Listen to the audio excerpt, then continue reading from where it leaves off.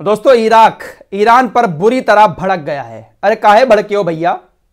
Iran ने तो Iraq के अंदर कुर्दिश और आईएसआईएस के आतंकी ठिकानों को टारगेट किया, मोसाद के खुफिया अड्डे को तबाह किया, लेकिन इराक बुरी तरह से ईरान के ऊपर भड़क चुका है। खबर आपको दे ही चुका हूं कि ईरान ने इराक में कई सारी मिसाइलों से अटैक किया है।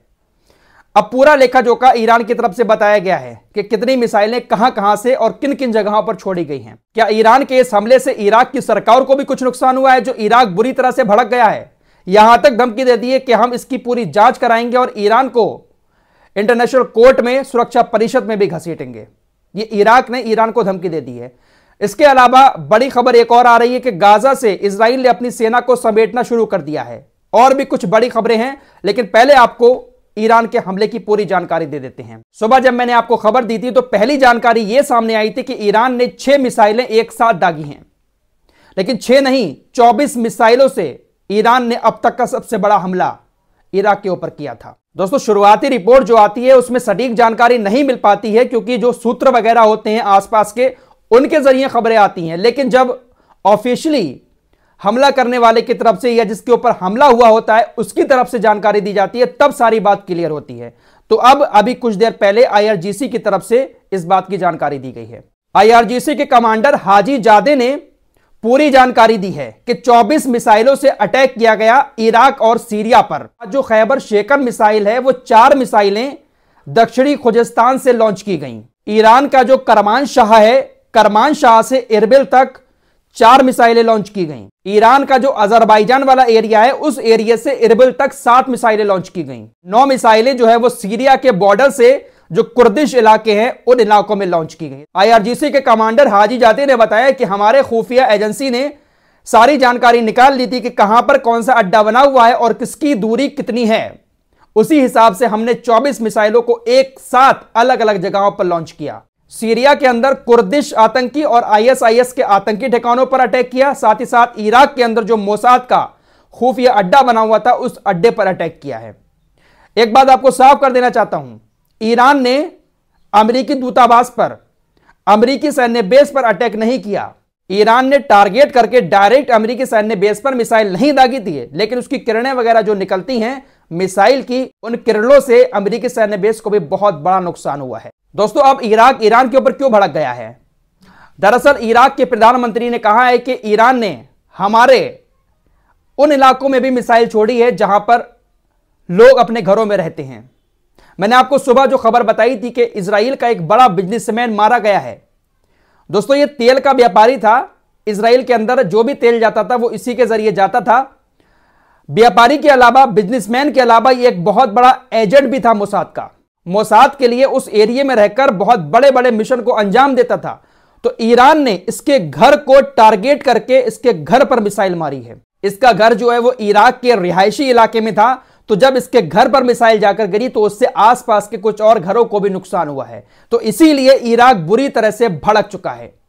इराक ने कहा कि हमारे सिविलियन एरिया में ईरान ने इस तरह से स्ट्राइक की है, पूरी तरह से गैर कानूनी है और हम ईरान को सुरक्षा परिषद में भी घसीटेंगे और पूरी एक कमेटी बनाकर ईरान के इन हमलों की जांच करवाएंगे। तो इराक इसलिए भड़का है कि ईरान ने उनके सिविलियन एरिया में मिसाइल अटैक किया है। दोस्तों, अभी अभी खबर ब्रेक हो रही है कि इराक ने तेहरान से अपने राजदूत को भी बगदाद वापस बुला लिया है। यानी इराक और ईरान के बीच अब तनाव पैदा हो चुका है।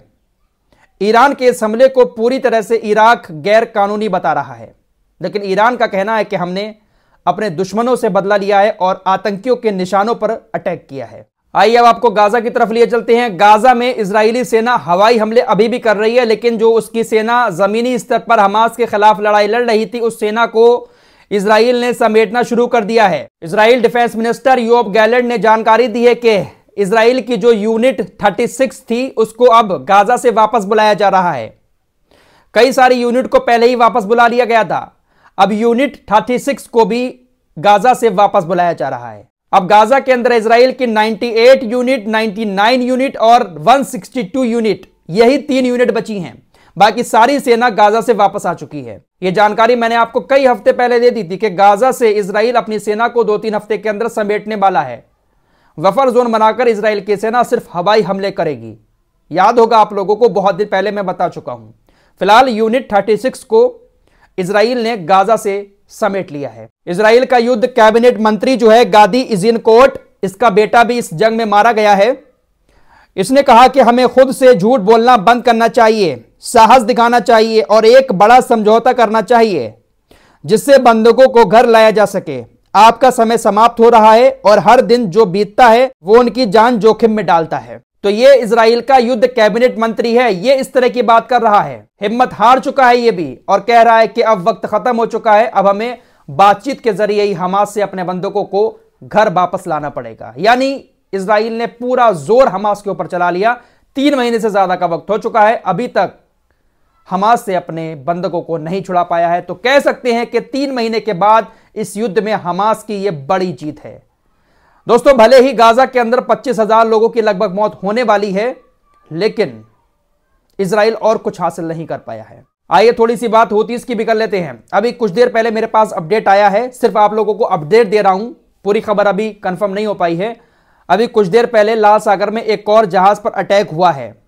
पूरी जानकारी अभी सामने नहीं आई है, हो सकता है कि कुछ देर के बाद सारी जानकारी आ जाए। फिलहाल हूतीस लगातार अमेरिका ब्रिटेन की धमकियों के बाद, हमले के बाद भी लगातार अटैक किए जा रहे हैं। हूतीस को लेकर कतर का भी बयान आया है। आपको कल खबर दे चुका हूं कि कतर ने नेचुरल गैस के शिपमेंट बंद कर दिए हैं। 5 जहाजों को पूरी तरह से लाल सागर से रोक दिया है। कतर को भी डर है कि हमारे जहाजों पर भी यमन हमला कर सकता है, क्योंकि भाई इन्होंने भी अमेरिका को अपना एयरबेस दिया, खुफिया विमान दिए। फिलहाल इनका बयान आया, प्रधानमंत्री हैं ये कतर के। इन्होंने चेतावनी जारी करते हुए कहा है कि दुनिया बहुत मुश्किल दौर से गुजर रही है। फिलिस्तीन में स्थिति संवेदनशील है और हमें शुरू से ही उम्मीद थी कि चीजें बढ़ेंगी। लाल सागर की स्थिति सबसे खतरनाक है क्योंकि इसका असर सिर्फ एक क्षेत्र पर ही नहीं बल्कि पूरी दुनिया पर पड़ सकता है। मिलिट्री ऑप्शन लाल सागर में संकट का समाधान नहीं करेगा।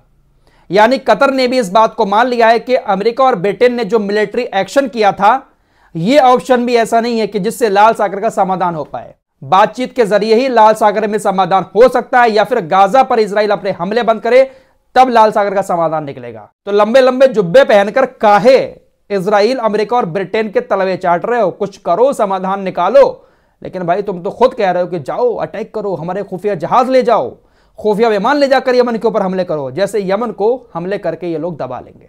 भाई यमन के हूतीस की सीधी सच्ची एक बात है कि हम सिर्फ इजराइल के जहाज पर अटैक करेंगे, और वो भी तब तक करेंगे जब तक इजराइल गाजा पर हमले बंद नहीं कर देता है। इजराइल गाजा पर हमले बंद कर देगा, लाल सागर में शांति छा जाएगी। जो देश इजराइल का साथ देकर हमारे ऊपर हमले करेंगे, फिर हम उनके जहाजों को भी पकड़ेंगे। अगर आप शांति चाहते हैं तो शांति 1 मिनट में हो जाएगी, इजराइल गाजा पर हमले बंद कर दे, बस इतनी सी मांग है। पूरी दुनिया फालतू की बात तो कर रही है, संकट की बात तो कर रही है, लेकिन इजराइल को कोई नहीं समझा रहा है कि आपकी वजह से यह सब हो रहा है। गाजा में आप अपने हमलों को रोक दो, इधर लाल सागर में शांति छा जाएगी। लेकिन सब यमन के पीछे पड़े हैं कि संकट पैदा कर रहे हैं, ये कर रहे हैं, लेकिन इजराइल से कोई कुछ नहीं कह रहा है। फिलहाल इस रिपोर्ट में इतना ही, मिलते हैं कुछ और खबरों के साथ, तब तक के लिए अपना ख्याल रखिए।